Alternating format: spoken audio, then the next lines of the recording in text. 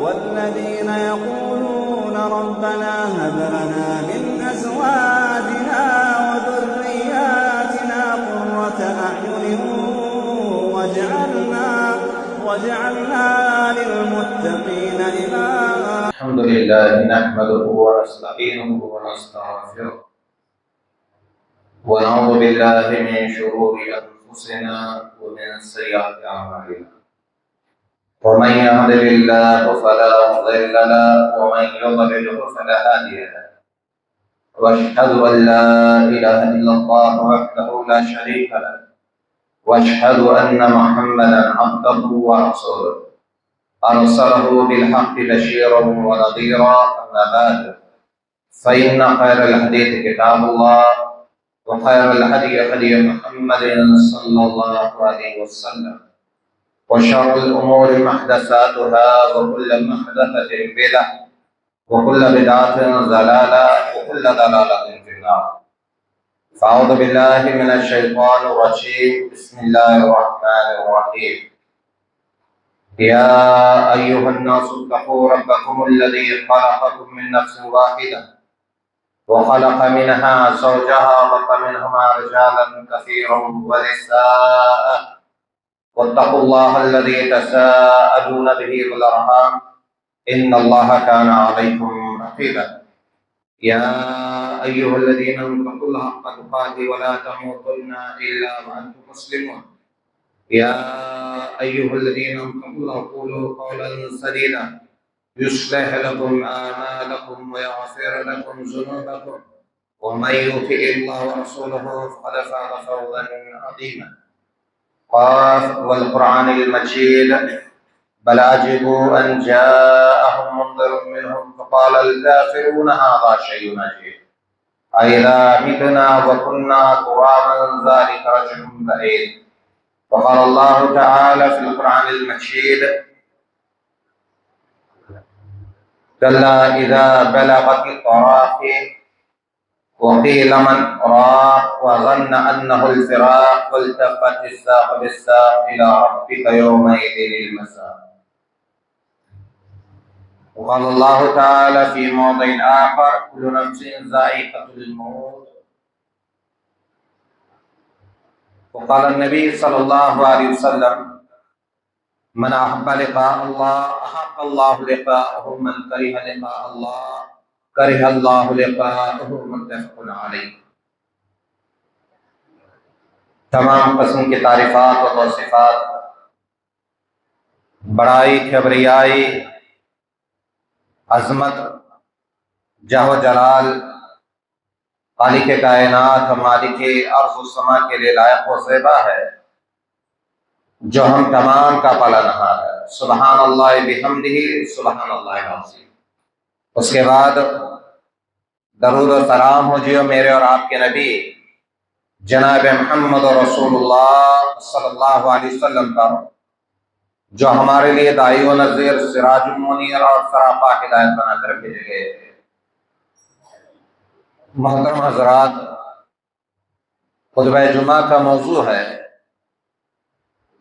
موت سے پہلے موت کی تیاری.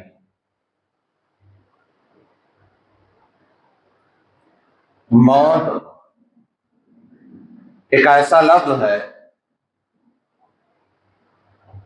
جس کو انسان سننا پسند نہیں کرتا، اور موت سے انسان خوف محسوس کرتا ہے، ڈرتا ہے، گھبراتا ہے اور اس سے دور بھاگنے کی کوشش کرتا ہے کہ میرے اوپر موت واقع نہ ہو جائے. لیکن اس موت کے لیے تیاری کرنے کے بارے میں کبھی نہیں سوچتا کہ اس کے لیے مجھے تیاری کرنا ہے. اس کے بعد جو آنے والی زندگی ہے، آنے والے جو مراحل ہے، ان مراحل میں آسانی کے لیے نیک عمل کرنا ہے، عبادتیں کرنا ہے، اللہ کو راضی کرنا ہے، گناہوں سے توبہ و استغفار کرنا ہے. اس کے بارے میں وہ کبھی نہیں سوچتا، لیکن موت انسان کو آنا لازم ہے. دنیا کے اندر جو بھی آیا ہے وہ موت سے ہمکنار ہوا ہے، کسی نے موت کو نہیں چھوڑا ہے۔ حضرت ابو ہریرہ، بخاری کی روایت، حضرت ابو ہریرہ کہتے ہیں کہ اللہ رب العالمین نے حضرت موسیٰ علیہ السلام کے پاس موت کے فرشتے کو بھیجا، جاؤ حضرت موسیٰ علیہ السلام کی روح نکال کر لاؤ۔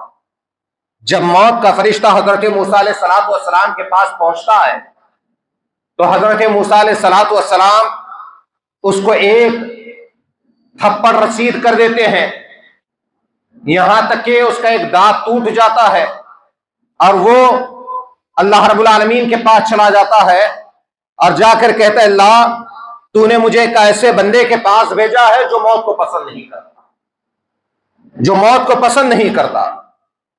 تو اللہ رب العالمین نے واپس سے اس فرشتے کو بھیجا، جاؤ جا کر میرے اس بندے سے کہو، حضرت موسیٰ علیہ السلام سے کہو کہ وہ ایک بیل کے اوپر اپنے ہاتھ کو پھیرے، جتنے بال اس کے ہاتھ کے اوپر لگ کر آئیں گے اس کے لیے اتنے سال، ہر بال کے بدلے 1 سال زندگی ہو، جتنے بال لگ کر آئیں گے اتنے سال تک وہ زندہ رہے گا، جاؤ جا کر پیغام دے کر آؤ۔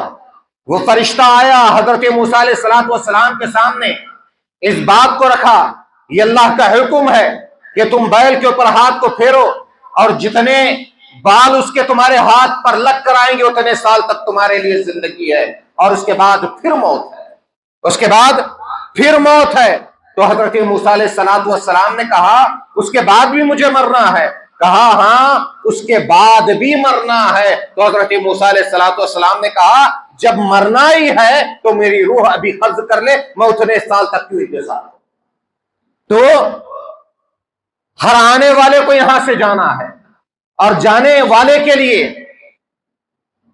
نیک عمل کرنا، اللہ کو راضی کرنا اور ایسے اعمال کی تیاری کے ساتھ میں نکلنا جو اسے موت سے لے کر میدان حشر کی رسوائی یا میدان حشر میں کھڑے ہونے تک کے ساری چیزوں کے بارے میں اس سے کام آ جائے۔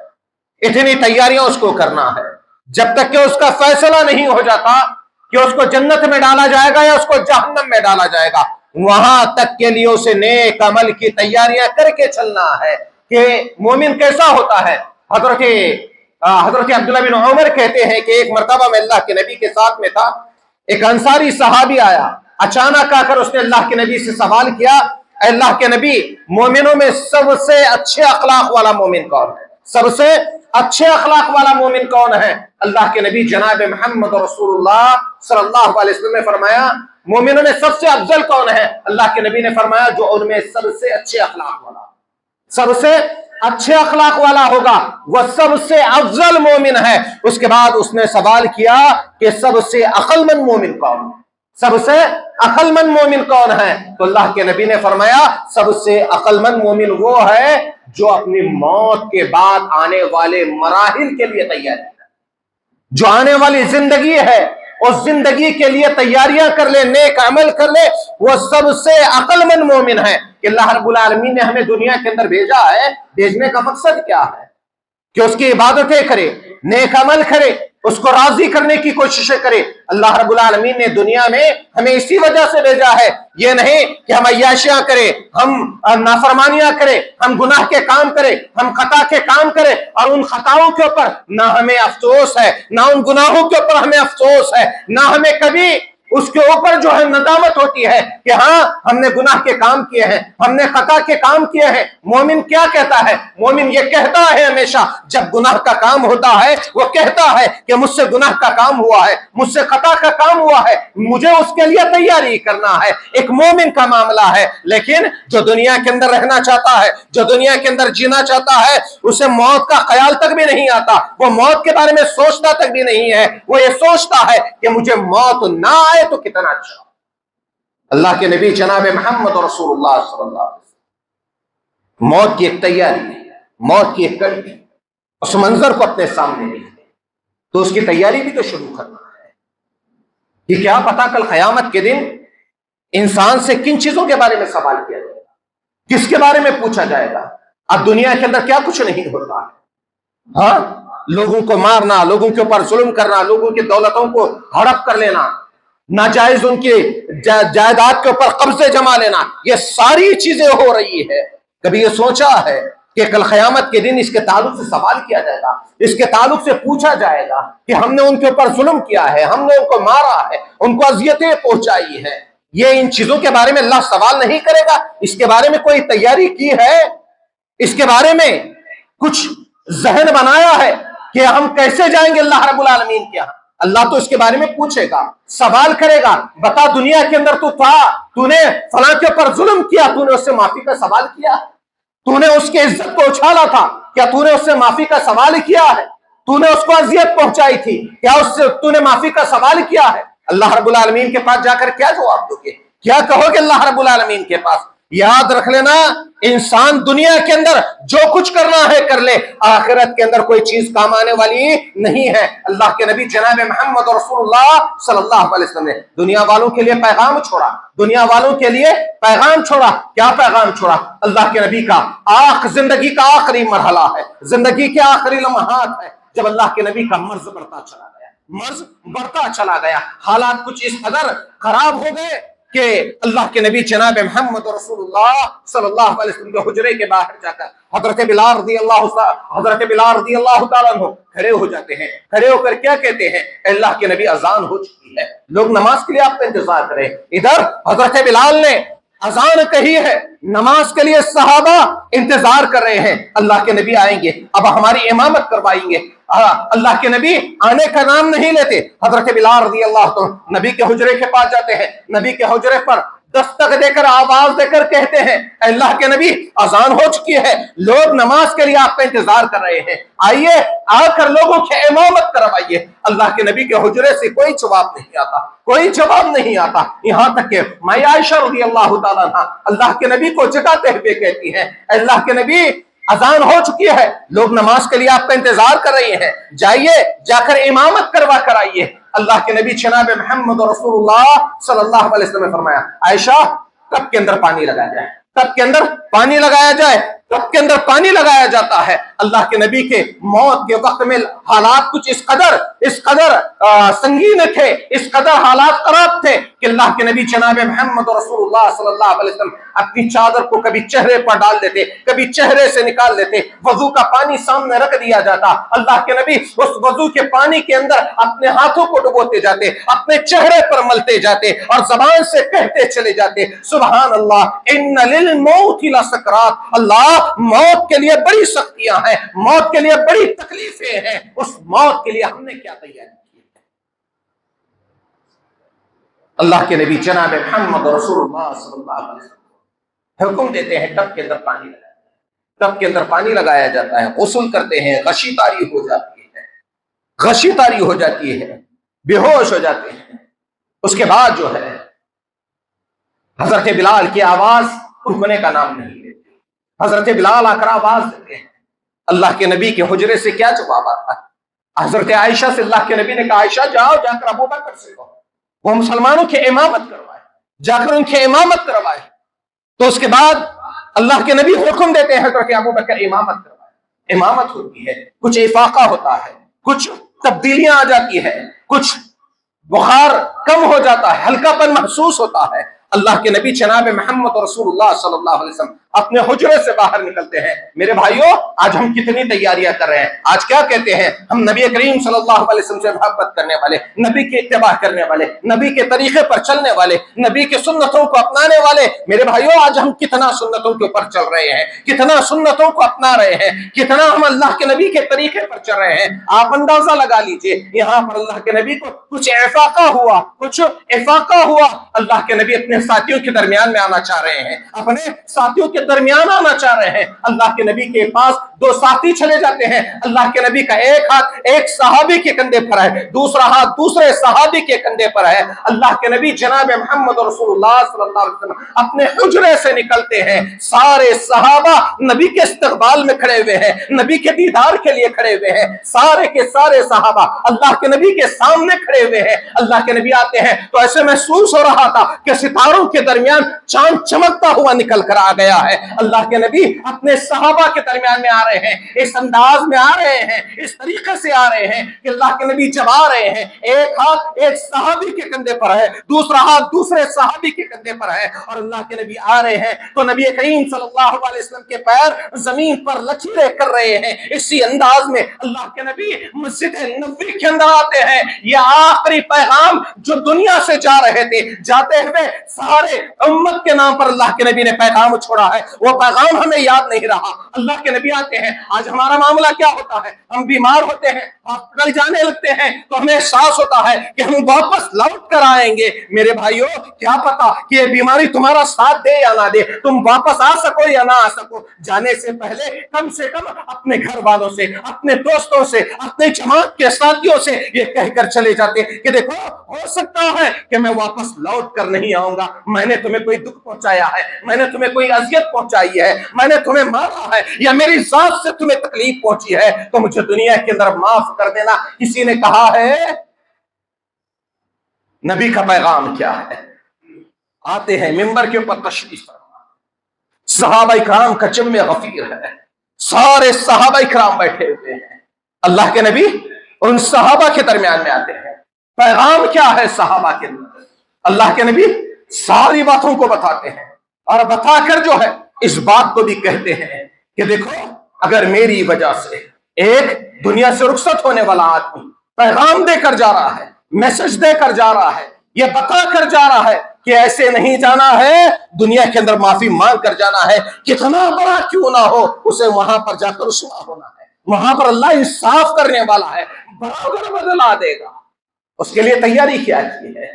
یہاں پر اللہ کے نبی نے امت کو ایک پیغام دیا، امت کو ایک درس دیا، جاتے ہوئے کہا کہ کوئی کتنا بڑا کیوں نہ ہو جائے، اگر اس نے ظلم کیا ہے تو اسے یہاں پر معافی مانگ لینا ہے، ورنہ وہاں اعمال کی شکل میں نیکیوں کو دینا پڑے گا، نیکیوں کو دینا پڑے گا۔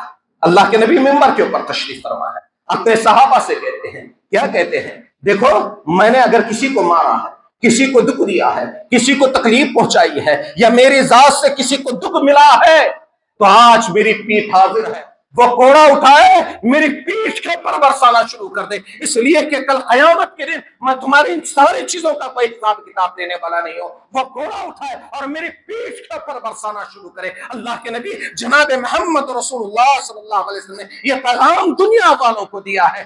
آج ہم نے دنیا کے اندر اس پیغام کو بھلا دیا ہے، نیک عمل کے بارے میں سوچتے ہیں ہم نے کتنے ایسے اعمال کر لیا ہے جو ہماری آخرت میں ہمیں کام آئے۔ حضرت عمر ابن عاص رضی اللہ عنہ جو فاتح مصر ہیں، موت کا وقت قریب آیا، موت کا وقت قریب آیا، کہتے ہیں کہ کچھ لوگ عیادت کے لیے آئے، بیٹا بھی ساتھ میں موجود تھا، حضرت عمر ابن عاص رضی اللہ عنہ کی عیادت کے لیے آئے تو ان کی آنکھوں میں زار و خطار آنسو تھے، تو بیٹا اپنے باپ کو روتا ہوا دیکھتا ہے اور دیکھ کر کہتا ہے ابو جان، اللہ کے نبی نے جو خوشخبری آپ کو سنائی تھی، جو خوشخبری آپ کو سنائی تھی وہ کیا ہے بتا دو دیجیے۔ حضرت عمر ابن عاص رضی اللہ عنہ کے آنسو رکنے کا نام نہیں لیتے، آنسو رکنے کا نام نہیں لیتے۔ یہ دنیا چھوڑنے کی وجہ سے آنسو نہیں تھے، یہ ساتھیوں کو چھوڑنے کی وجہ سے آنسو نہیں تھے، یہ گھر والوں کو چھوڑنے کی وجہ سے آنسو نہیں تھے، یہ آنسو اس وجہ سے تھے کہ ہم ایک لمبے سفر پر چل پڑے ہیں، زیادہ سفر کا توشہ بڑا قلیل ہے، سفر کا توشہ بہت کم ہے، یہ اس وجہ سے آنسو تھے۔ حضرت ابو ہریرہ کی موت کا وقت قریب آیا، کچھ لوگ ان کی عیادت کے لیے چلے گئے، حضرت ابو ہریرہ رضی اللہ عنہ کی آنکھوں میں آنسو تھے۔ کسی نے کہا ابو ہریرہ دنیا چھوڑنے کا غم ہے، ابو ہریرہ نے کیا کہا؟ دنیا چھوڑنے کا غم نہیں ہے، غم تو اس بات کا ہے کہ میں ایک لمبے سفر پر چل پڑا ہوں، ایک لمبے سفر پر چل پڑا ہوں، زیادہ سفر بڑا قلیل ہے، سفر کا توشہ بہت کم ہے، میں لمبا سفر بہت لمبا ہے۔ ہم یہ سمجھتے ہیں انسان مر گیا اس کے بعد معاملہ ختم ہو گیا، نہیں میرے بھائیوں، یہ سفر بڑا طویل ہے، یہ سفر بڑا لمبا ہے، اس کے لیے تیاریاں کرنا ہے، اچھے اعمال کرنا ہے۔ سفر لمبا کیسے ہے؟ انسان جب مر جاتا ہے، انسان کے مرنے سے پہلے جو حالات اس کے سامنے آتے ہیں وہ کیسے حالات ہوتے ہیں؟ اگر آدمی نیک ہے، دیندار ہے، اس کی موت کا مرحلہ بڑا آسان ہوتا ہے، اس کی موت کا لمحہ بڑا آسان ہوتا ہے۔ وہیں پر اگر وہ دیندار نہیں ہوگا، بددین ہوگا، وہ کافر ہوگا، مشرک ہوگا، منافق ہوگا، مرحلہ آسان نہیں ہوگا، وقت آسان نہیں ہوگا، وہاں پر اس کو تکالیف سے دوچار کیا جائے گا۔ ہاں جو آدمی نیک ہوگا، دیندار ہوگا، آسمان سے جو ہے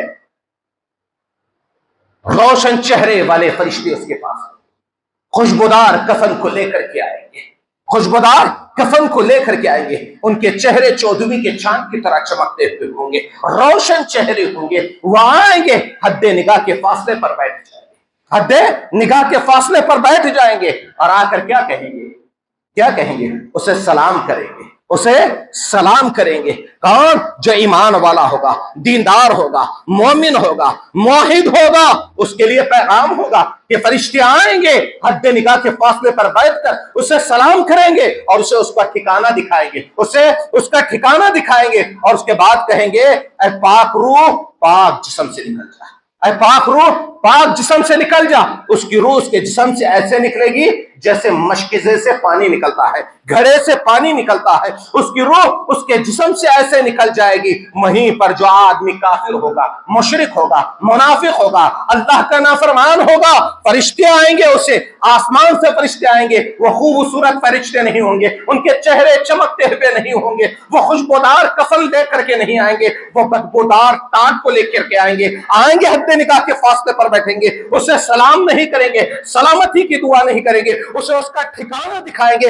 جب وہ اس کے ٹھکانے کو دیکھ لے گا تو اس کی روح اس کے جسم سے نکلنے کے لیے تیار نہیں ہوگی، یہاں تک کہ فرشتے اس کی روح کو زبردستی اس کے جسم سے نکالیں گے۔ اللہ کے نبی نے فرمایا اس کے جسم سے اس کی روح کو ایسے نکالا جائے گا جیسے جیسے لوہے کی سلاخ سے گیلی اون کو کھینچ کر کے نکالا جاتا ہے۔ مثال کے طور پر ایک خاردار کانٹے دار درخت ہے، اس کے اوپر آپ کپڑا پھینک دیجئے، بغیر سلامتی کے اس کو کھینچنا شروع کریں گے تو وہ پھٹ پھٹ کر کے آپ کے ہاتھ میں آئے گا۔ اسی طریقے سے جب انسان کے جسم سے اس کی روح کو نکالا جائے گا تو اسی انداز میں نکالا جائے گا۔ سوچو اس وقت جو ہے اس کو کیا تکلیف ہوگی، نکلنے کے لیے تیار نہیں ہوگی، اس کے جسم سے زبردستی اس کو نکالا جائے گا، اس کی تکلیف کا کیا عالم ہوگا، اس کی تکلیف کا کیا عالم ہوگا۔ میرے بھائیوں، ہم یہ سمجھتے ہیں یہ موت کا مرحلہ، یہ موت کا لمحہ، یہ سفر ختم ہو گیا ہے۔ نہیں میرے بھائیوں، سفر کی ابتدا ہوگی، سفر کی ابتدا ہوئی ہے۔ اسی لیے صحابہ نے چپ نہیں کہا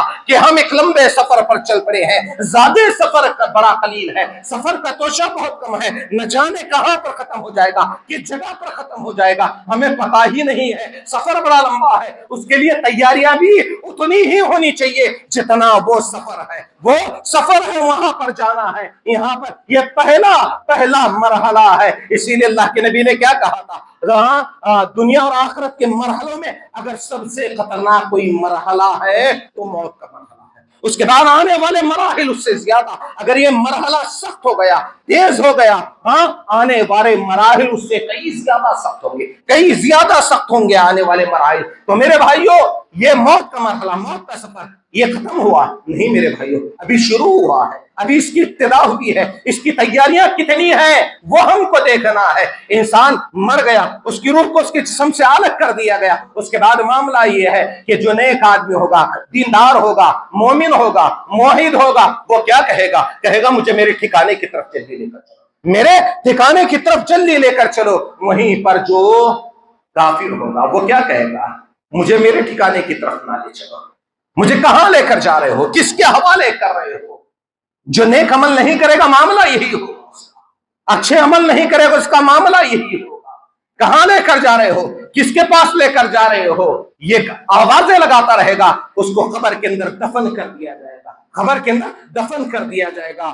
اس کے بعد معاملہ سوال و جواب کا آئے گا، فرشتے آئیں گے، منکر نکیر آئیں گے، اس سے سوال کریں گے۔ مومن کا معاملہ بڑا عجیب ہے، جیسے اٹھایا جائے گا وہ کہے گا کہ مجھے چھوڑ دو، میری نماز کا وقت ضائع ہو رہا ہے۔ اسے سورج غروب ہوتا ہوا نظر آئے گا، وہ کہے گا کہ مجھے چھوڑ دو، میری نماز کا وقت نکل رہا ہے۔ اس کے بعد جو اس سے سوال و جواب ہوں گے، اور اس کے بعد جب وہ اپنے سوال و جواب دے گا اس سے کہا جائے گا ایسے سو جا جیسے پہلی رات کی دلہن سو جاتی ہے۔ وہیں پر جو کافر ہوگا، منافق ہوگا، جو فاجر ہوگا، فاسق ہوگا، اس کے پاس فرشتے آئیں گے، اس سے سوال کریں گے، بتا من ربک، تیرا رب کون ہے؟ وہ کیا کہے گا؟ ہائے ہائے لادری، میں نہیں جانتا کہ میرا رب کون ہے۔ سوال کیا جائے گا دین کے بارے میں، وہ لا کا جواب دے دے گا۔ محمد صلی اللہ علیہ وسلم کے بارے میں سوال کیا جائے گا، وہ لادری کے ذریعے سے یہ کہہ دے گا کہ مجھے نہیں معلوم معلوم ہے کہ جو آدمی ہماری طرف بھیجا گیا تھا میں اس کے بارے میں کچھ نہیں جانتا، یہاں تک کہ اس کے تعلق سے حکم دیا جائے گا کہ اس کی قبر کو تنگ کر دیا جائے، اس کی قبر کو تنگ کر دیا جائے گا، اس کی ادھر کی فصلیاں ادھر کی فصلیاں ادھر ہو جائے گی، یہ حالت اس کی قبر کے اندر کی جائے گی۔ اس کے بعد جو ہے یہ آخرت کا سفر ختم ہو گیا؟ نہیں میرے بھائیوں، ابھی ختم نہیں ہوا ہے۔ اس کے بعد جو ہے اس کے اوپر ایک ایسے فرشتے کو مسلط کر دیا جائے گا جو آنکھ سے اندھا ہوگا، کان سے بہرا ہوگا، زبان سے گونگا ہوگا، اس کے ہاتھ میں لوہے کا ایک گز ہوگا، جس سے وہ لوگوں کے اوپر جو قبر کے اندر اللہ کے حکم سے، اللہ کے نافرمان لوگ ہوں گے، اللہ کے حکم سے ان کے اوپر برسائے گا، انہیں مارتا رہے گا۔ نہ تو وہ پکاریں گے، وہ چیخیں گے، وہ آواز کریں گے، وہ تڑپیں گے، نہ تو ان کی آواز کو سنے گا، نہ ان کی پکار کو سنے گا، وہ اللہ کے حکم کو پورا کرتا رہے گا۔ اسی لیے مائی عائشہ رضی اللہ تعالیٰ عنہ نے کہا تھا، کیا کہا تھا؟ اللہ کے نبی، میں کمزور عورت ہوں، میں ایک کمزور عورت ہوں۔ جب قبر کے اندر رکھ دیا جائے گا ایک اجنبی مخلوق سے، جس کو زندگی میں پہلی مرتبہ جس سے آمنا سامنا ہو رہا ہو، آمنا سامنا ہو رہا ہوگا، میں تو مارے خوف کے بت بن جاؤں گی، مارے خوف کے بت بن جاؤں گی، میں تو اس کے سوالات کے جوابات کہاں سے دے پاؤں گی، اس کو دیکھتے ہی مارے خوف کے بت بن جاؤں گی۔ اللہ کے نبی، میرا حال کیا ہوگا؟ میرا حال کیا ہوگا؟ اللہ کے نبی نے فرمایا، عائشہ، اللہ تعالی عقیدہ توحید کی وجہ سے توحید والوں کو عذاب قبر سے محفوظ رکھے گا۔ کیا کہا اللہ کے نبی؟ عقیدہ توحید کی وجہ سے اللہ کی توحید کے اندر کبھی انہوں نے ملاوٹ نہیں کی ہوگی، ایسے لوگوں کو اللہ تعالیٰ عذاب قبر سے محفوظ رکھے گا۔ میرے بھائیو، آخرت کا سفر ختم ہوا نہیں؟ ختم ہوا میرے بھائی، خبروں سے اٹھایا جائے گا حشر کے میدان میں۔ بہت لمبا تفصیلی معاملہ ہے، انشاءاللہ پھر کبھی موقع ملے گا تو ہم بتائیں گے۔ میں بات یہ بتا رہا تھا، حضرت عمر ابن عاص رضی اللہ عنہ اپنے آخری ساتھی عیادت کے لیے آئے، رونا شروع کر دیا، روتے ہوئے چہرے کو پھیر لیا۔ اس کے بعد بیٹا باپ سے مخاطب ہو کر کہتا ہے، ابو جان، اللہ کے نبی نے جو خوشخبری آپ کو سنائی تھی، وہ خوشخبری کیا ہے بتا دیجیے، کیا ہے بتا دیجیے۔ بڑی دیر کے بعد حضرت عمر ابن عاص رضی اللہ عنہ نے کہا، کیا کہا؟ سب سے بہتر توشہ آخرت کا توشہ ہے، اور وہ ہے کلمہ توحید کی گواہی، جناب محمد رسول اللہ صلی اللہ علیہ وسلم کی رسالت کی گواہی۔ پہلے کیا کہا؟ کلمہ توحید کی گواہی، جناب محمد رسول اللہ صلی اللہ علیہ وسلم کی رسالت کی گواہی۔ ان دونوں چیزوں کے اندر ملاوٹ نہیں ہونی چاہیے، نہ عقیدہ توحید کے اندر ملاوٹ ہونی چاہیے، نہ رسالت کے اندر ملاوٹ ہونی چاہیے۔ دونوں چیزوں کے اندر ملاوٹ ہو گئی تو کامیاب نہیں ہوگے۔ اگر ہم نے عقیدہ توحید کے اندر اللہ کے ساتھ میں کسی اور کو معبود بنا لیا، اللہ کے علاوہ ہم نے کسی اور کے سامنے اپنے ماتھے کو ٹکا دیا، ہم نے اللہ کے علاوہ کسی اور کو حاجت روا سمجھا، دعاؤں کو سننے والا سمجھا، تو یاد رکھ لیجئے کہ ہم نے عقیدہ توحید کے اندر ملاوٹ کر لی ہے، پھر ہم کامیاب نہیں ہوں گے، اور نہ ہی جناب محمد رسول اللہ صلی اللہ علیہ وسلم کی رسالت کے اندر کوئی ملاوٹ ہونی چاہیے۔ معاملہ آج ملاوٹ ہی کا تو ہے ہمارے سامنے۔ جب معاملہ آتا ہے سنت رسول کا معاملہ آتا ہے، اللہ کے نبی کے اتباع کا معاملہ آتا ہے، نبی کی سنتوں پر عمل کا معاملہ آتا ہے، تو ہم کیا کہتے ہیں؟ فلاں امام کا قول ہے، فلاں امام کا قول ہے، فلاں امام کی اقتداء کرنی ہے، فلاں کے طریقے پر چلنا ہے۔ میرے بھائیوں، بتاؤ تو صحیح، کل قیامت کے دن تم سے یہ پوچھا جائے گا، تم نے کس کی اقتداء کی ہے، تم نے کس کی سنت پر عمل کیا ہے، تم نے کس کی بات کو مانا ہے؟ کیا اماموں کی بات کو اللہ قبول کرے گا؟ نمازیں چلے گی تو کس کی چلے گی؟ اگر کوئی کہے گا کہ میں امام احمد بن حنبل کے طریقے پر، میں نے ان کے طریقے کے مطابق نبی کی نماز کا طریقہ میں نے اختیار کیا، اللہ نمازوں کو قبول کرے گا؟ نہیں کرے گا۔ اللہ کے نبی کے طریقے، میں نے فلاں کے طریقے کو اختیار کیا، نہیں قبول کرے گا۔ ہمیں کیا کہا گیا ہے؟ ہمیں اتباع کس کی کرنے کے لیے کہا گیا ہے؟ اطاعت کس کی کرنے کے لیے کہا گیا؟ ہمیں جناب محمد رسول اللہ صلی اللہ علیہ وسلم کی اتباع کے بارے میں کہا گیا، نبی کی اطاعت کے بارے میں کہا گیا ہے۔ ہم کو وہاں پر جو ہے وہاں ہم سے اسی چیز کے بارے میں سوال کیا جائے گا، کسی اور کی چیز وہاں پر نہیں چلے گی۔ تو اس کے بعد جو ہے حضرت عمر بن عاص رضی اللہ عنہ کہتے ہیں، ہمارے اوپر 3 دور ہے۔ پہلا دور کہتے ہیں کہ ابھی میں اسلام میں داخل نہیں ہوا تھا، مسلمان نہیں ہوا تھا، کہتے ہیں کہ مجھے اللہ کے نبی سے بڑا بغض تھا، بڑی دشمنی تھی، اگر میں جہاں کہیں بھی اللہ کے نبی کے اوپر غلبہ پا لیتا تو اللہ کے نبی کو قتل کر دیتا، اللہ کے نبی کو قتل کر دیتا۔ اگر میں اس حالت میں مر جاتا، اگر میں اس حالت میں مر جاتا تو میں ڈائریکٹ جہنم میں چلا جاتا. میرے اور جہنم کے درمیان کوئی چیز آڑے نہیں آ سکتی. اللہ نے میرے دل کے اندر اسلام کی محبت ڈالی. میں اللہ کے نبی کے پاس حاضر ہوا. اللہ کے نبی سے آ کر عرض کرنے لگا, اے اللہ کے نبی آپ اپنے ہاتھ کو بڑھائیے. اللہ کے نبی جناب محمد رسول اللہ صلی اللہ علیہ وسلم نے اپنے ہاتھ کو بڑھایا. حضرت عمر بن عاص رضی اللہ عنہ نے اپنے ہاتھ کو واپس کھینچ لیا.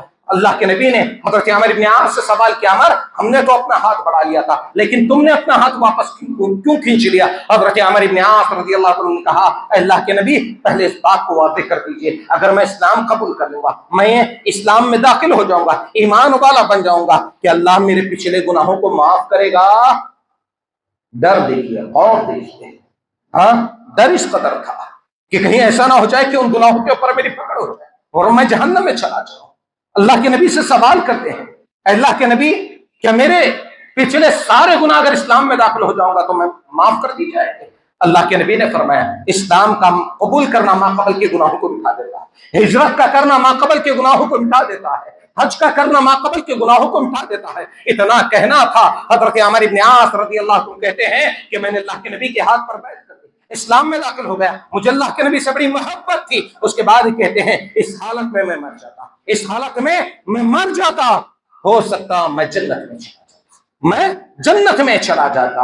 اس کے بعد کہتے ہیں جو تیسرا دور آیا, اس دور کے بارے میں کہتے ہیں کہ ہم بہت سارے فتوحات, ہم نے بہت سارے جنگیں جیتی, بہت سارے سلطنتوں کے اوپر ہم قابض ہو گئے, ہم گورنر بنائے گئے, سلطان بنائے گئے, ہمارے اندر جو ہے بہت ساری چیزیں, بہت سارا مال و متاع آ گیا. اس کے بعد کہتے ہیں اب ہمیں یہ فیصلہ کرنا مشکل ہو گیا ہے کہ ہمارا ٹھکانہ جنت ہوگا یا جہنم ہوگا, ہمارا ٹھکانہ جنت ہوگا یا جہنم ہوگا. اس کے بعد کہتے ہیں اپنے بیٹے کو, اپنے ایمان والے ساتھی کو نصیحت کرتے ہوئے کہتے ہیں, آج ایسی اولاد لائے تو کہاں سے لائے, ایسے ایمان والے ساتھی لائے تو کہاں سے لائے. آج انسان مرنے لگتا ہے تو اسے فکر ہوتی ہے کہ میں بچ جاؤں گا اور مجھے لمبی زندگی ملے. اللہ کے نبی کی حدیث بھی ہے, اللہ کے نبی نے فرمایا ابن آدم جیسے جیسے بڑا ہوتے رہتا ہے اس کے ساتھ میں دو چیزیں اس کے ساتھ میں بڑی ہوتی رہتی ہے. ایک جو ہے اس سے دنیا کی محبت جو ہے یہ بڑھتی چلی جاتی ہے, اس کے دل میں زیادہ ہوتی چلی جاتی ہے, اور لمبی زندگی کی خواہشیں یہ بھی بڑھتی چلی جاتی ہے, انسان کے ساتھ میں بڑھتی چلی جاتی ہے. یہ خواہشات کبھی ختم ہونے کا نام نہیں لیتے. انسان یہ سوچتا ہے کہ میرے خواہشات کے اندر اضافہ ہو جائے, لیکن صحابہ کا معاملہ یہ نہیں تھا. صحابہ آخرت کی فکر کیا کرتے تھے, آخرت کے بارے میں سوچا کرتے تھے. آج ہم دنیا کے بارے میں سوچتے ہیں, دنیا کی مال و متاع کے بارے میں سوچتے ہیں, لیکن صحابہ آخرت کے بارے میں غور و فکر کیا کرتے. حضرت عمر بن عاص رضی اللہ عنہ نصیحت کرتے ہیں اپنے بیٹے کو, اپنے ایمان والے ساتھی کو, کیا کہتے ہیں, جب میں مر جاؤں گا میرے جنازے کے ساتھ میں نوح اور ماتم کرنے والی عورتیں نہیں. انسان مر جاتا ہے, گھر کے حالات کیا ہوتے ہیں, یہ میرے بھائیو آخرت کی تیاریاں ہیں. جانے سے پہلے گھر کے حالات کو سمجھنا ہے, گھر کی چیزوں کو سمجھنا ہے, بتانا ہے کہ کہیں گھر کے اندر شرک والا ماحول تو نہیں ہے, کہیں گھر کے اندر بدعتیں تو نہیں ہوتی ہیں. انسان مر جاتا ہے, کیا کچھ نہیں ہوتا ہے. انسان مر گیا, اعلان ہوتا ہے قبرستان کے اندر کہ دیکھو 3 دن کے بعد زیارتیں ہوگی یا 2 دن کے بعد زیارتیں ہوگی, فلاں دن زیارتیں ہوگی. زیارتوں کے نام پر جو ہے کھانوں کی فہرست سامنے آ جاتی ہے, فلاں زیارتوں میں فلاں کھانا, فلاں زیارتوں میں. 3 دن کے بعد زیارتیں ہو گئی, دعائیں ہو گئی, اس کے بعد جو ہے معاملہ یہ ہے کہ کھانے کا شروع ہو گیا. پھر اس کے بعد زیارتوں میں اعلان ہوتا ہے 10واں ہوگا, 20واں ہوگا, 40واں ہوگا. یہ کیا ہے, یہ ساری چیزیں یہ کیا ہے؟ انسان دنیا سے رخصت ہو رہا ہے. رخصت ہونے کے ساتھ میں یہاں بدعتوں کا پروان چڑھنا شروع ہو جاتا ہے, بدعتیں عام ہوتی چلی جاتی ہیں. ان ماحول کو دیکھتا ہے ایک ایمان والا, جانے سے پہلے نصیحت کرتا ہے, جانے سے پہلے اپنے گھر کے حالات کو دیکھتا ہے, گھر کے اندر نصیحتیں کرتا ہے, وصیتیں کرتا ہے. کہیں ایسا نہ ہو جائے میرے جانے کے بعد جو ہے میرے جنازے کے ساتھ میں اس طریقے کا معاملہ کیا جائے, میرے جانے کے بعد جو ہے میرے گھر والوں کے ساتھ میں یہ سلوک کیا جائے, میرے جانے کے بعد میرے بچوں کے حقوق ضبط نہ ہو جائے. جانے سے پہلے نصیحتیں کرتا ہے, وصیتیں کرتا ہے. یہاں تو جانے والا آدمی آدمی کا معاملہ یہ ہوتا ہے، وہ کہتا ہے میرے بیٹے ہیں، پوری دولت بیٹوں کے نام پر ہونی چاہیے، پوری چیزیں بیٹوں کے نام پر ہونی چاہیے، بیٹیوں کے نام پر کوئی چیز نہ آئے۔ یہ سارے معاملات ہیں میرے بھائیوں، یہ سارے معاملات، ان معاملات کے ساتھ میں کبھی انسان کامیاب ہو سکتا ہے؟ باپ جس کی نیت بری ہے اس کو تو یہ فکر ہونا چاہیے تھا، یہ فکر ہونا چاہیے تھا کہ میری آخرت بھلی ہو جائے، میری آخرت میں کامیاب ہو جاؤں، اس کو یہ فکر ہونا چاہیے تھا۔ وہ یہ فکر کرنے کے لیے تیار نہیں ہے۔ ہم سنتے ہیں، کیا سنتے ہیں کہ ایک بیٹا ہے، گھر بنا لیا، دوسرے بیٹے کے لیے بھی گھر بنا لو۔ ارے بھائی بیٹیوں کے لیے کیا؟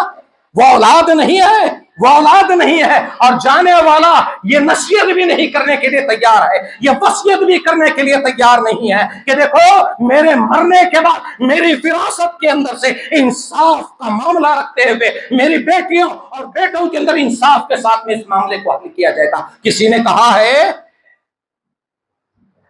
اگر جس کو آخرت کی فکر ہوگی، دنیا کی فکر نہیں ہوگی، آخرت کی فکر ہوگی، وہ نصیحت بھی کرے گا۔ آج معاملہ کیا ہے؟ ظلم کا معاملہ ہے، بیٹیوں کے اوپر ظلم ہوتا ہے، اور اس کے بعد جو ہے بھائی کہتا ہے میری محبت تجھے کافی نہیں ہے، کیا میری دوستانہ تعلقات؟ بھائی شریعت کا معاملہ ہے، وہ ساری چیزیں ہم گھر میں رکھیں گے، وہ گھر میں رکھیں گے، محبتیں ہیں، ساری چیزیں ہیں، لیکن جب شریعت کا معاملہ آئے گا تو ساری چیزوں کو چھوڑا جائے گا، شریعت پر عمل کیا جائے گا، نبی کی باتوں پر عمل کیا جائے گا، رب کے حکموں پر عمل کیا جائے گا۔ وہاں پر رب کے حکموں کو توڑا مڑوڑا جاتا ہے، اس کے بعد کہتے ہیں محبت کا درس لا کر رکھ دیا جاتا ہے۔ اس درس کو نہیں مانا جائے گا، اس درس کو نہیں مانا جائے گا۔ مانا جائے گا تو شریعت کو مانا جائے گا، مانا جائے گا تو رب کے فرمان کو مانا جائے گا، مانا جائے گا تو نبی کی سنت کو مانا جائے گا، کسی اور چیز کو نہیں مانا جائے گا۔ تو یہاں پر بات یہ بتا رہا تھا حضرت عمر ابن عاص رضی اللہ عنہ اپنے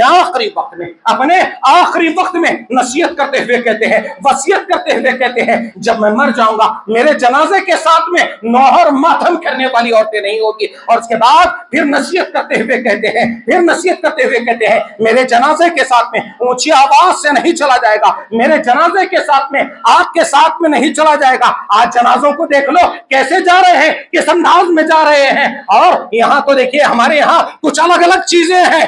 غم کے دن بھی جو ہے لوگ جو ہے ناچنا شروع کریں۔ محرم جو ہمارے درمیان 10 محرم گزر گیا ہے، کیا کچھ نہیں ہوا ہے؟ کیا کچھ تماشا ہم نے نہیں دیکھا ہے؟ کیا کچھ وہاں پر دین کے اندر زیادتیوں کو نہیں دیکھا ہے؟ مسلمان گھرانے ہیں، ناچ رہے ہیں، صحابہ کو گالیاں دے رہے ہیں، صحابہ کی شان میں اوستاخانہ الفاظ کہہ رہے ہیں، اور پھر جو ہے ڈھول تاشے بجائے جا رہے ہیں، ناچا جا رہا ہے۔ میرے بھائیوں اگر تمہارے گھر کا کوئی فرد مر جائے، تمہارے باپ کے جنازے کے اندر کوئی بینڈ باجا لے کر آ جائے، کوئی اور چیز لے کر بجاتا ہوا آ جائے تو تمہیں کیسا لگے گا؟ بتاؤ تو صحیح۔ وہ نبی کا گھرانہ ہے، حسن حسین کا معاملہ ہے، وہاں پر جو ہے یہ کام انجام دیے جا رہے ہیں۔ یہ کس وجہ سے؟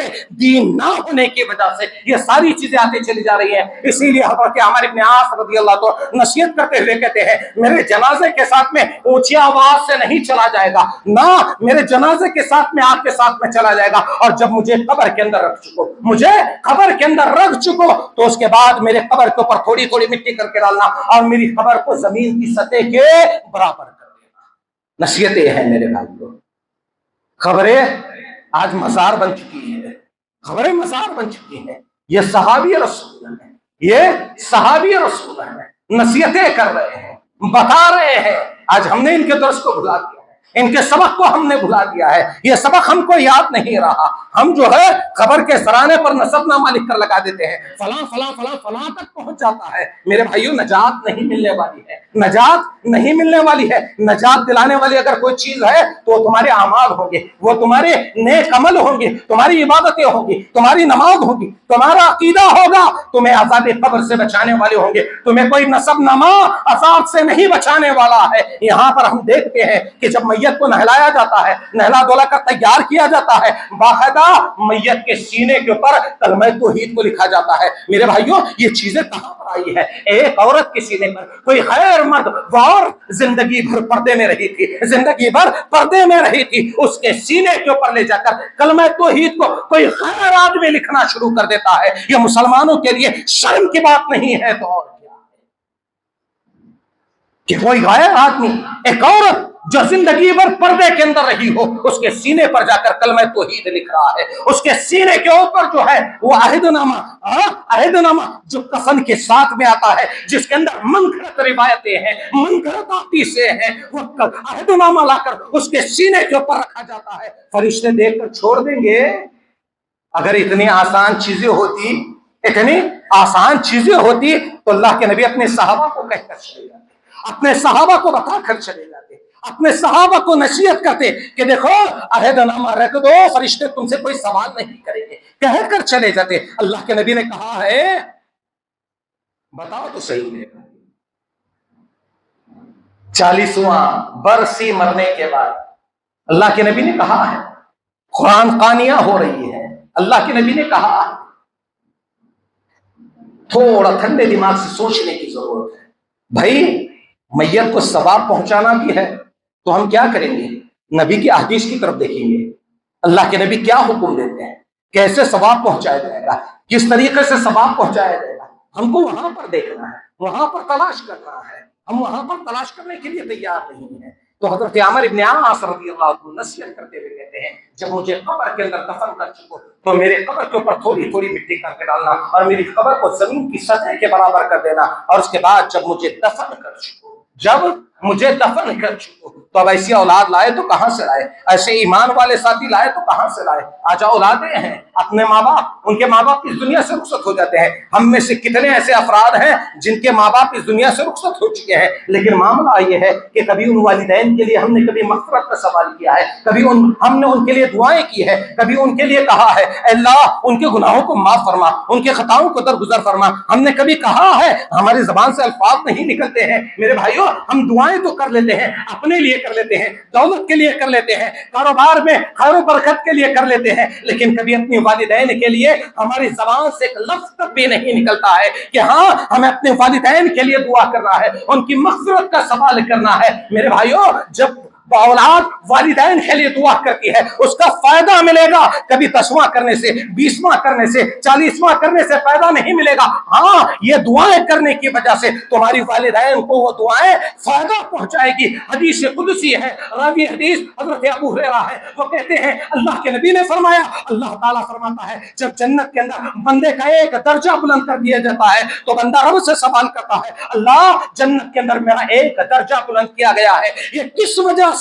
اللہ تعالیٰ کہتا ہے اے میرے بندے تیرے بیٹے نے تیرے لیے مغفرت کا سوال کیا ہے، اس وجہ سے اللہ نے تیرے ایک درجے کو بلند کیا، ایک درجے کو بلند کیا ہے۔ تو میرے بھائیوں، حضرت عامر ابن عاص رضی اللہ عنہ اپنے آخری وقت میں اپنے بیٹے، اپنے ایمان والے ساتھیوں سے مخاطب ہو کر کہتے ہیں جب مجھے قبر کے اندر دفن کر چکو تو میرے قبر کے پاس کھڑے ہو کر اتنی دیر تک دعا کرنا، اتنی دیر تک دعا کرنا جتنی دیر میں ایک آدمی اونٹ کو ذبح کر کے اس کے گوشت پوش کو الگ نہیں کر لیتا، اتنی دیر تک میرے قبر کے پاس کھڑے ہو کر دعا کرنا۔ میں دیکھنا چاہتا ہوں اپنے رب کے بھیجے ہوئے فرشتوں کو کیا جواب دیتا ہوں، میں تم سے مانوس رہوں تم میرے لیے دعا کرنا۔ میرے بھائیوں، یہ صحابہ اکرام کا طریقہ تھا، وہ آخرت کی فکر کرتے تھے، اسی لیے حضرت ابو الدرداء کی موت کا وقت جب قریب آیا تو حضرت ابو الدرداء کی زبان پر یہ الفاظ تھے کہ کون ہے جو اس وقت کے لیے کوئی نیک عمل کر لے، اس وقت کے لیے کوئی چیز کما لے، اس گھڑی کے لیے کوئی نیک عمل کر لے۔ اس کے بعد جو ہے حضرت ابو الدرداء کی آنکھوں میں آنسو تھے،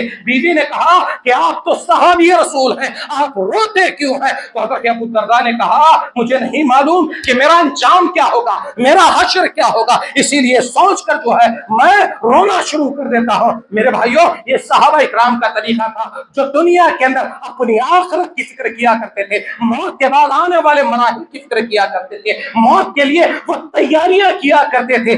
آج اس چیز کی ہمارے اندر سخت ضرورت ہے، کیونکہ اللہ کے نبی نے ہر جگہ پر، ہر مقام پر جو ہے آخرت کے تعلق سے ہمیں ڈرایا ہے، موت کے تعلق سے ہم سے کہا ہے کہ دیکھو اس موت کے لیے تیاری کر لو۔ حضرت عبداللہ بن عمر کے بارے میں آتا ہے، اللہ کے نبی نے حضرت عبداللہ بن عمر کے کندھے پر ہاتھ ڈالا اور ڈال کر کہا تم دنیا میں ایک مسافر کی طرح رہو، تم دنیا میں ایک مسافر کی طرح رہو۔ اور حضرت عبداللہ بن عمر کہا کرتے تھے کہ دیکھو تم جب شام ہو جائے تو صبح کا انتظار نہ کرو، اور جب صبح ہو جائے تو شام کا انتظار نہ کرو، اور اپنی तंदुरुस्ती की हालत में इतने नेक अमल कर लो जो तुम्हारी बीमारी में काम आ जाए, और अपनी जिंदगी के अंदर इस कदर ने किया कर लो कि तुम्हारी आखिरत में वो तुम्हें काम आ जाए। तो ये सहाबा इकराम नसीहत करते हुए कहते थे। तो मेरे भाइयों, हमें दुनिया ही के अंदर मौत की तैयारी करना है, मौत के लिए अच्छे नेक अमल करना है। अच्छी मौत के लिए अगर बेहतर अमल कर लोगे तो बेहतर चीजें होगी। अगर हमने तैयारी नहीं कर ली, हम इससे गाफिल रहे, तो समझ लेना कि आने वाले जो मराहिल मौत के रहेंगे वो सबसे ज्यादा तकलीफदार, सबसे ज्यादा खतरनाक रहेंगे। ईमान वाला हमेशा इस चीज के बारे में गौर फिक्र करता है और इसके लिए तैयारी करता है। तो हमें चाहिए कि हम जो है इसके बारे में तैयारी करें, इसके बारे में गौर फिक्र करें। अल्लाह रब्बुल आलमीन से दुआ है कि अल्लाह ताला मुझे और आपको अमल की तौफीक अता फरमाए। अल्लाह हमारे गुनाहों की मग़फ़िरत फरमा, अल्लाह हमारे खताओं को दरगुजर फरमा, अल्लाह हमारी नेकियों को कबूल फरमा, अल्लाह हमारे सदक़ात खैरात को कबूल फरमा, अल्लाह हमारे गुनाहों को माफ फरमा, अल्लाह हमारे खताओं को दरगुजर फरमा। अल्लाह तो अपनी रहमतों को हमारे ऊपर नाजिल फरमा। अल्लाह ये जो बारिशें रुकी हुई है, अल्लाह ये हमारे गुनाहों की वजह से है, हमारे खताओं की वजह से है। अल्लाह तो हमारे गुनाहों की मग़फ़िरत फरमा, हमारे खताओं को दरगुजर फरमा। अल्लाह हमारे ऊपर अपनी रहमतों को नाजिल फरमा, अल्लाह हमारे ऊपर अपनी बरकतों को नाजिल फरमा। अल्लाह तो मूसलाधार बारिशों को नाजिल फरमा। अल्लाह हमारे खेतों को सैराबी अता फरमा, अल्लाह हमारे चौपाइयों को सैराबी अता फरमा। अल्लाह हमारे खेतों को लहलहाता बना दे। अल्लाह हमारे जानवरों को सैराब फरमा, अल्लाह हमें सैराब फरमा। अल्लाह मुर्दा ज़मीन को जिंदगी अता फरमा। अल्लाह हमारे गुनाहों की मग़फ़िरत फरमा, अल्लाह हमारे खताओं को दरगुजर फरमा, अल्लाह हमारी नेकियों को कबूल फरमा। अल्लाह हमें 5 वक्त नमाज का पाबंद बना दे, अल्लाह हमें किताब अल्लाह पर चलने वाला बना दे, अल्लाह हमें सुन्नत रसूल पर अमल करने वाला बना दे, अल्लाह तेरे अहकाम को बचा लाने वाला बना दे, अल्लाह तेरे नबी की सुन्नतों पर अमल करने वाला बना दे, अल्लाह तेरे नबी की सुन्नतों पर अमल करने वाला बना दे, अल्लाह हमें दीन पर चलने वाला बना दे, अल्लाह हमें शैतान के शर से बचा ले, अल्लाह हमें शैतान के मकर फरेब से बचा ले, अल्लाह हमें शैतान की साजिशों से बचा ले, अल्लाह हमें शैतान की साजिशों से बचा ले, अल्लाह हमें रिया और नमूस से बचा ले, अल्लाह हमारे अमाल को ज़ाया होने से बचा ले, अल्लाह हमारे अमाल को ज़ाया होने से बचा ले। अल्लाह हम टूटी फूटी ज़बानों में अल्लाह तुझसे दुआ कर रहे हैं, अल्लाह तुझसे दुआ कर रहे हैं, अल्लाह तू हमारे ऊपर अपनी रहमतों को नाज़िल फरमा, अल्लाह तू रहमान है हम पर रहम फरमा, अल्लाह तू रहीम है हम पर रहम फरमा, अल्लाह तू गफूर है हमारे गुनाहों को माफ फरमा, अल्लाह तू रज़्ज़ाक़ है हमारे रिज़्क़ का इंतज़ाम फरमा, अल्लाह हमारे ऊपर अपनी रहमतों को नाज़िल फरमा, अल्लाह आसमान से अपनी बारिशों को नाज़िल फरमा, अल्लाह मूसलाधार बारिशों को नाज़िल फरमा, अल्लाह हमारे खेतों को सैराबी अता फरमा, अल्लाह हमारे खेतों को सैराबी अता फरमा, अल्लाह हमारे चौपायों को सैराबी अता फरमा, अल्लाह हमारे खेतों को लहलहाता बना दे, अल्लाह आसमान से मूसलाधार बारिशों को नाज़िल फरमा, अल्लाह हमारे ऊपर गरजने वाले बरसने वाले बादलों को साया पिगन फरमा, अल्लाह हमारे ऊपर गरजने वाले बादलों के जरिए से रहमतों को नाज़िल फरमा, अल्लाह हमारे ऊपर अपनी रहमतों को नाज़िल फरमा, अल्लाह हमारे ऊपर अपनी बरकतों को नाज़िल फरमा। अल्लाह यहाँ पर तौहीद परस्त लोग अल्लाह जमा होकर तुझसे दुआ कर रहे हैं, अल्लाह आमीन की सदा लगा रहे हैं, अल्लाह किसी एक आमीन को कबूल फरमा, अल्लाह हमारे ऊपर अपनी रहमतों को नाज़िल फरमा, अल्लाह हमारे ऊपर अपनी बरकतों को नाज़िल फरमा। अल्लाह यहाँ मासूम बच्चे आए हुए हैं, अल्लाह अपनी मासूम ज़बानों में आमीन की सदा लगा रहे हैं, अल्लाह नौजवान भी आए हुए हैं, अल्लाह वो भी आमीन की सदा लगा रहे हैं, अल्लाह बूढ़े और कमजोर लोग भी आए हुए हैं, अल्लाह तुझसे आमीन की सदा लगा रहे हैं, खवातीन भी आई हुई हैं, अल्लाह वो तुझसे दुआ कर रही हैं कि अल्लाह उनके ऊपर बारिशों को नाज़िल फरमा, अल्लाह हमारे ऊपर बारिशों को नाज़िल फरमा, अल्लाह हमारे खेतों को सैराबी अता फरमा, अल्लाह हमारे गुनाहों की मग़फ़िरत फरमा, अल्लाह हमारे गुनाहों की मग़फ़िरत फरमा, अल्लाह हम सिद्क़तन से सच्चाई के साथ में तुझसे अल्लाह हम तुझसे दुआ करते हैं, अल्लाह हमारे सारे गुनाहों को माफ फरमा, अल्लाह हम दोबारा गुनाह नहीं करेंगे, खता के काम नहीं करेंगे, गुनाह के काम नहीं करेंगे, अल्लाह हमारे गुनाहों की अल्लाह हमारे गुनाहों को माफ फरमा, अल्लाह हमारे खताओं को दरगुजर फरमा, अल्लाह हमारी इबादतों के अंदर हमारी दुआओं के अंदर इखलास अता फरमा, अल्लाह हमारी नमाजों के अंदर इखलास अता फरमा, अल्लाह हमारी नमाजों के अंदर इखलास अता फरमा, अल्लाह हमें दीन पर चलने वाला बना दे, अल्लाह हमें दीन पर अमल करने वाला बना दे, अल्लाह हमें इस्लाम के मुसलमानों की हिफाजत फरमा, अल्लाह हम सारे मुसलमानों को شرک اور بدعتوں سے بچا لے، ریا اور نموز سے بچا لے، نمازوں کا پابند بنا دے، دین پر عمل کرنے والا بنا دے، دین کو پھیلانے والا بنا دے، تیرے نبی کی سنتوں کو عام کرنے والا بنا دے، تیرے نبی کی سنتوں کو اے اللہ اپنے زندگیوں میں نافذ کرنے والا بنا دے۔ اے اللہ ہمارے گناہوں کی مغفرت فرما، اے اللہ ہمارے خطاؤں کو درگزر فرما، اے اللہ ہمارے خطاؤں کو درگزر فرما۔ اللہم اسقنا، اللہم اسقنا، اللہم اسقنا، اللہم صیبا نافعا۔ اے اللہ ہمارے اوپر اپنی رحمتوں کو، اے اللہ اپنی برکتوں کو نازل فرما، اے اللہ ہمارے اوپر بارشوں کو نازل فرما، اے اللہ ہمیں سیرابی عطا فرما، اے اللہ ہمیں سیرابی عطا فرما، اے اللہ ہمارے مویشوں کو سیراب کر دے، اے اللہ ہمارے کھیتوں کو سیراب کر دے، اے اللہ ہمارے کھیتوں کو لہلا احاطہ بنا دے، اے اللہ ہمارے اوپر ایسی بارشوں کو نازل فرما جو نفع والی ہو، نقصان سے خالی ہو، اے اللہ ہمارے اوپر نفع والی بارشوں کو نازل فرما، اے اللہ ہماری تجارتوں کے اندر خیر و برکت عطا فرما، اے اللہ ہماری تجارتوں کو نفع والی تجارت بنا دے، اے اللہ ہمیں جو پریشان حال ہے اے اللہ ان کی پریشانی کو تو دور کر دے، اے اللہ جو بیمار حال ہے اے اللہ ان کو شفا کاملہ عاجلہ عطا فرما،